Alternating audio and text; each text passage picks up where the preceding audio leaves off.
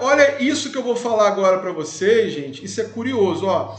Eles, até num tom de ironia mesmo, eles adotaram um nome. Essa coisa da geração de 70 cedeu lugar para um outro nome que eles adotaram, que é o seguinte: os vencidos da vida. Olha a nomenclatura: os vencidos da vida. Isso tem um tom assim de ironia, claro, evidentemente, né? Até mesmo um sarcasmo, porque a gente percebe assim, eles foram vencidos pela vida, mas eles não se deixaram vencer por completo, mas a vida chegou lá e venceu. Mas parece que alguma coisa dentro deles ainda restava de chama, de força, né? Não sei se vocês estão compreendendo o que eu estou falando. A gente pode pensar, sei lá, no Essa de Queiroz, a gente pode pensar no Teófilo Braga, que acabou virando, né, presidente da República e tudo mais. Mas o nosso querido Antero de Quental, o que aconteceu com ele? O Antero, ele ficou tão assim mal com toda essa não receptividade às ideias da geração de 70, que ele também, infelizmente, ele acabou se matando. E ele fez da seguinte maneira: ele se sentou num banco, ele se matou em 1891. Então, olha a questão das datas de novo. Então, a gente tem 1865, que foi a fundação mesmo do grupo, né, lá em Coimbra, e que teve a questão Coimbrã, né, 1865. A gente teve 1871, que foi o momento daquelas conferências lá do Cassino Lisboense, que eu falei para vocês, que foi um momento muito importante, porque eles puderam expor toda a ideologia do movimento deles. Então, assim, foi um momento de visibilidade para tudo aquilo que eles estavam defendendo, né, gente? Foi uma satisfação para eles, né, muito grande.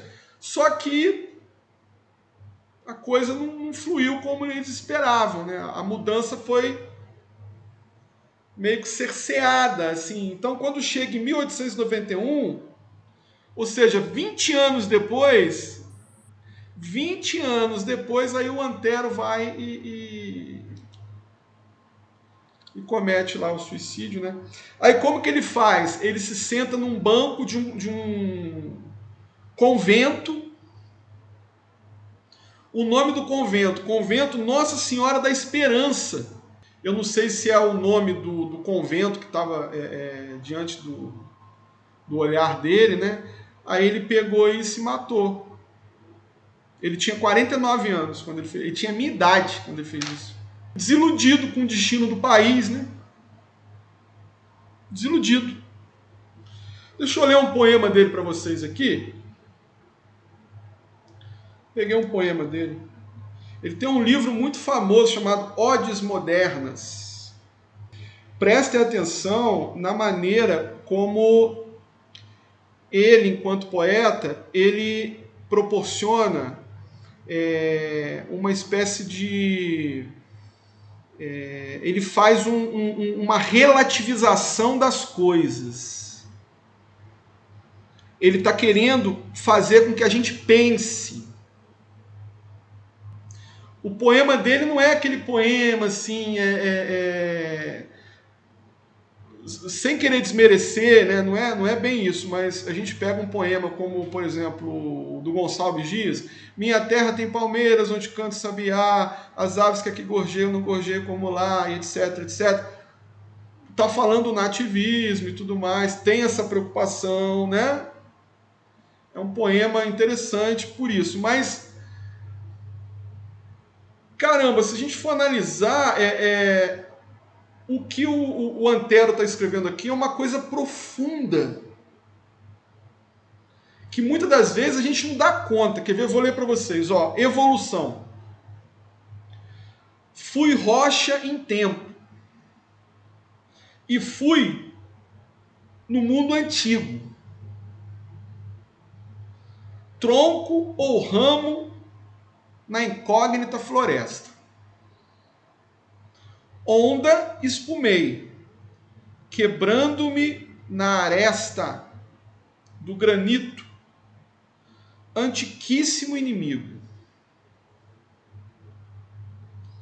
Rugi, fera talvez, buscando abrigo, na caverna que em sombra urze egiesta, o monstro primitivo ergui a testa, no limoso paú glauco passivo. Tudo bem que tem uns vocábulos aqui um tanto preciosos que a gente necessita de um dicionário para poder averiguar o significado, mas vamos embarcar no poema do jeito que ele está aqui para a gente poder pegar algumas coisas. Ó, hoje sou homem e na sombra enorme vejo a meus pés a escada multiforme que desce em espirais da imensidade. Interrogo o infinito e às vezes choro. Mas, estendendo as mãos no vácuo, adoro e aspiro unicamente à liberdade. A gente percebe o título evolução. Então ele fala que foi rocha, depois ele fala que foi tronco, depois ele fala que foi onda. Ó, ele tá, né? Ele tá evoluindo. Rocha, tronco, lá da floresta, onda, onde ele espumou, granito, que é uma rocha melhor, não é bem uma rocha, né? É um mineral. Aí depois ele vira um animal, uma fera, buscando abrigo. Aí ele, enquanto fera, ele ergue a testa, ou seja, ele deixou de ser fera. Ele ergueu a testa, ele já não é mais aquele bicho que anda de quatro olhando para o chão, ele já está andando em pé. Aí ele vira homem. E quando ele vira homem, ele começa a interrogar o infinito. E quando ele interroga o infinito, ele aspira o quê? A liberdade. É um poema interessante, gente. Eu adoro esse poema aqui do Antero. Ele tem um monte de poema bom, mas esse eu acho interessante. Eu estou lendo assim muito rapidamente, só para vocês pensarem junto comigo, pessoal. Não é um poema que faz a gente pensar na vida, que faz a gente pensar assim, poxa, a gente está em constante evolução. Mas veja bem, o negócio é esse, tipo, ele, o Antero, olha como que ele era um cara, ele tinha uma preocupação, tipo, a poesia dele estava oferecendo alguma coisa, não era algo assim, a arte pela arte, porque os poetas, ao estilo do Castilho, por exemplo, era coisa da arte pela arte. A arte, ela se justifica por si mesma.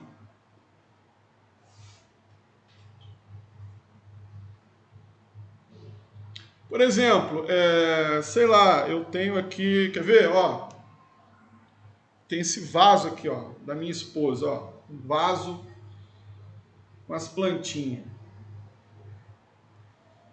Esse vaso aqui, ele não precisa de explicação nenhuma, ele se justifica pela beleza e intensidade dele. Pronto, acabou. Ah, que legal, esse vaso é um objeto de decoração. coloca ele aqui no centro da mesa, pronto. Ele só serve para isso, para enfeitar a casa, né? Olha que bonito. Ele está enfeitando a casa aqui. Deixa eu tomar cuidado para ele não cair, senão eu estou morto. Opa! Ih, caramba. Não, agora ele firmou aqui.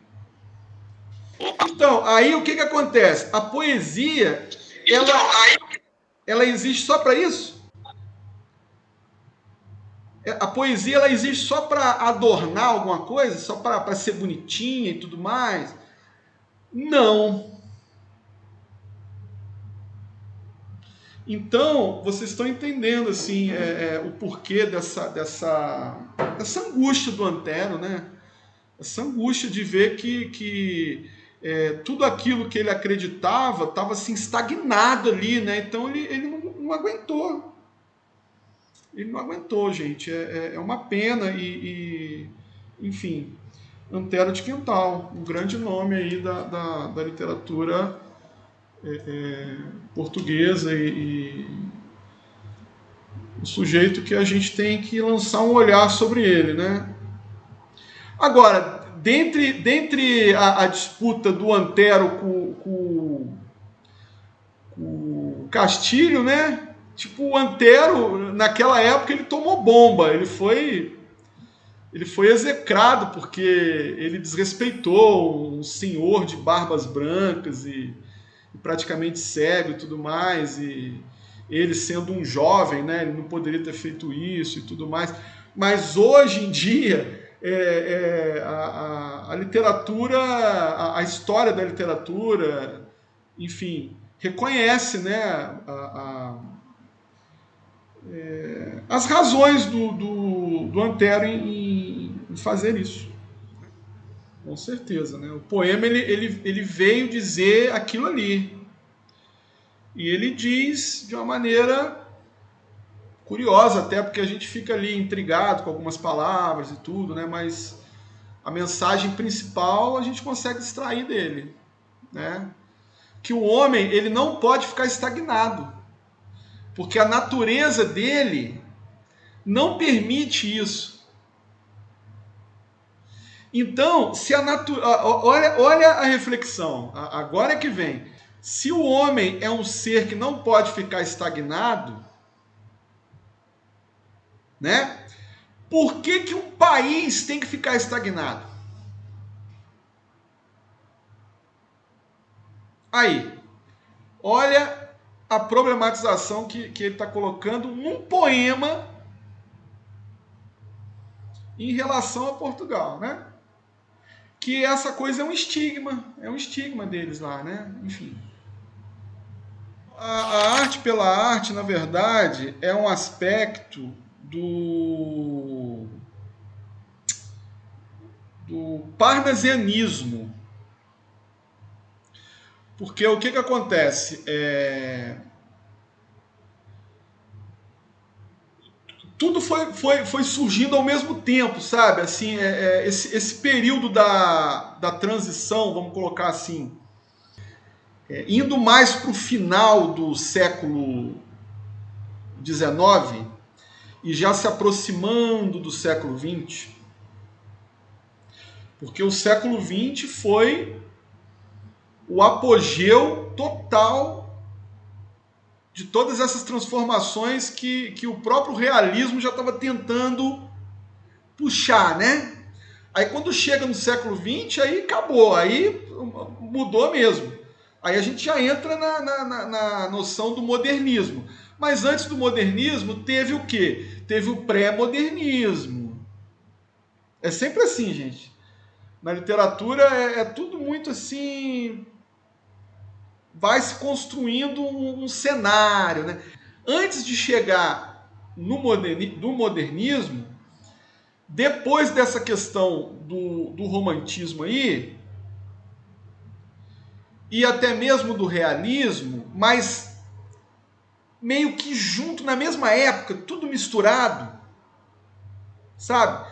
A gente pode pensar realismo, simbolismo, arcadismo não, perdão, parnasianismo. Arcadismo é antes do romantismo. Vocês estão entendendo? Estava tudo meio que ali, não se tinha uma definição muito acertada do que estava acontecendo.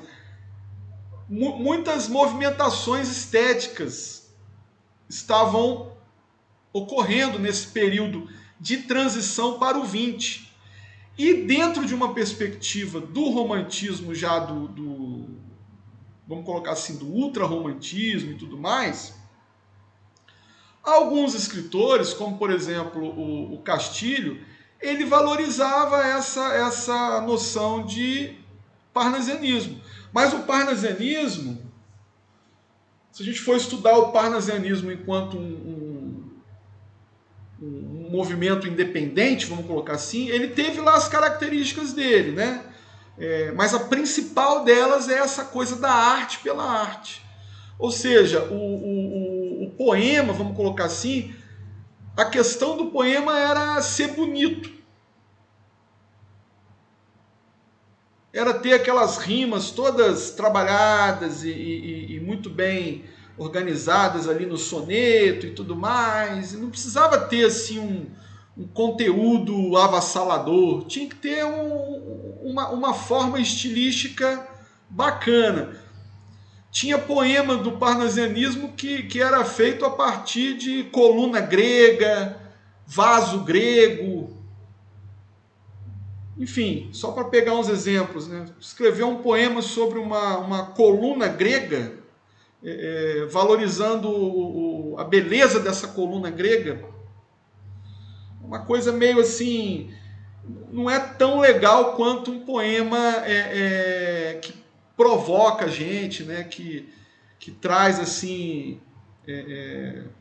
certas dimensões existenciais. Isso já aconteceu, por exemplo, na perspectiva do simbolismo.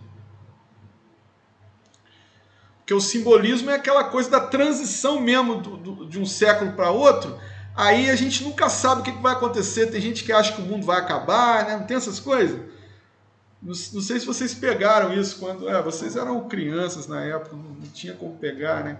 Mas essa perspectiva do simbolismo tinha muito a ver com isso na época lá da transição do século XIX para o XX, essa coisa do misticismo, né? Então tinha a ver com esse medo do desconhecido. Então a literatura ela começou a mexer com tudo isso aí ao mesmo tempo, né? Mas o que vem ao caso aqui para nós, aqui, o que é importante para nós aqui, é essa perspectiva da transição, vamos chamar assim, do romantismo para o realismo, em se tratando de Portugal, né? No caso lá específico do pessoal da geração de 70, o que eu acho que a gente tem que pensar também é o seguinte: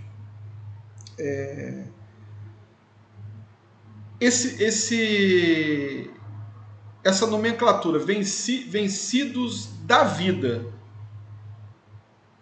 Reparem bem, não é vencidos na vida, é vencidos da vida. É como se a vida tivesse vencido eles. Que vida é essa?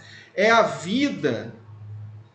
O que representa essa vida? É o estatuto da sociedade portuguesa, que é a vida para eles. Então, aquela vida ali venceu eles, porque o estatuto tradicional, aquele estigma tradicional daquele Portugal vinculado àquelas questões que a gente já tratou aqui, de certo modo antiquadas e voltadas para a estagnação, isso venceu.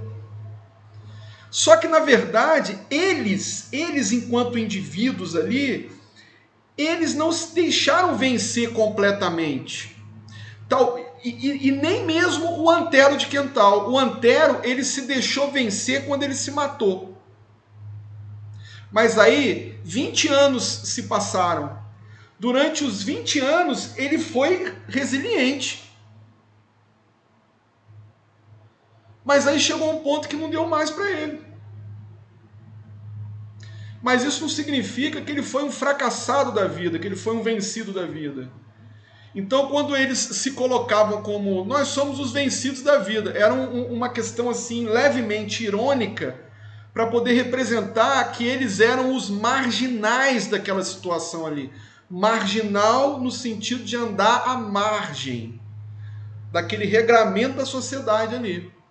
Eles não estavam correspondendo com aquele regramento da sociedade ali. Tanto é que muitos tiveram sucesso. O Teófilo Braga, ele na política, ele foi um cara que lutou até o fim pelos ideais dele. E ele conseguiu. Ele junto com os republicanos, o Partido Republicano e tudo mais, eles conseguiram instaurar a República em Portugal. Então, assim, ele não se deixou vencer. Mas quando ele fala, eu faço parte dos vencidos da vida, é um tom irônico nesse sentido.